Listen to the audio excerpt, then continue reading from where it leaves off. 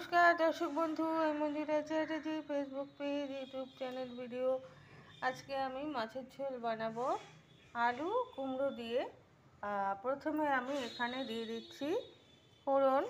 একবারে ফোড়ন দিয়ে বসিয়ে দেবো। তেলটা আমার গরম হয়ে গেছে। আমি এখানে ব্যবহার করছি সর্ষের তেল, আপনারা যে কোনো তেল ব্যবহার করতে পারেন। কালো জিরে ফোড়ন দিলাম, কাঁচা লঙ্কা,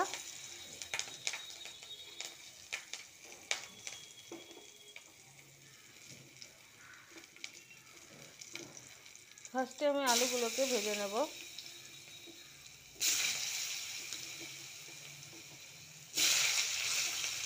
ফোড়ন দিয়ে আলুগুলোকে ভেজে নেব।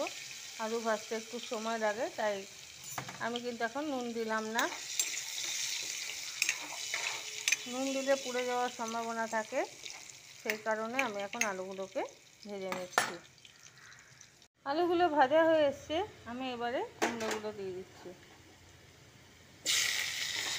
কুমড়ো যেহেতু নরম, তাড়াতাড়ি রান্না হয়, তাই আমি আলুটাকে আগে ভেজে নিলাম, তারপরে কুমড়োগুলো দিচ্ছি। আর এখানে মাছটা ভাজাই আছে, এটা হচ্ছে কাতলা মাছ।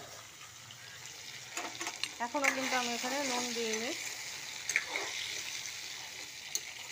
কুমড়োগুলো একটু ভাজা হোক। এবার আমি জল দিয়ে দিলাম।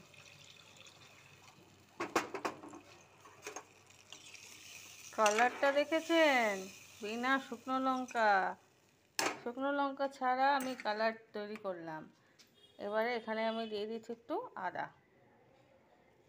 পেঁয়াজ রসুন কিন্তু কিচ্ছু নয়, খেয়ে দেখবেন, দারুণ লাগবে খেতে।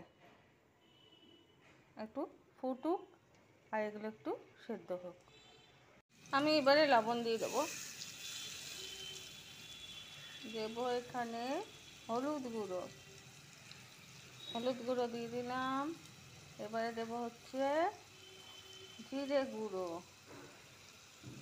গুঁড়ো দিয়ে দিলাম।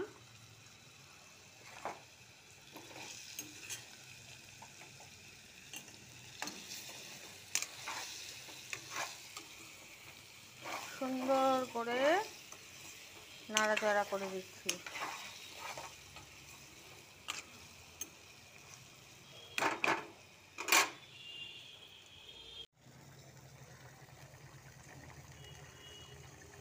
আলু সেদ্ধ হয়ে গেছে, কুমড়ো সেদ্ধ হয়ে গেছে। এবারে আমি এখানে মাছগুলো দিয়ে দেব।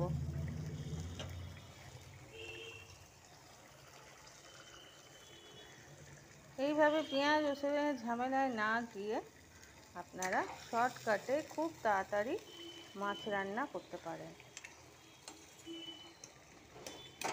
যারা গ্রেভি খেতে চান, এটাকে গ্রেভি করতে পারেন। যারা ঝোল খেতে চান, তারা এরকম ঝোল রাখতে পারেন।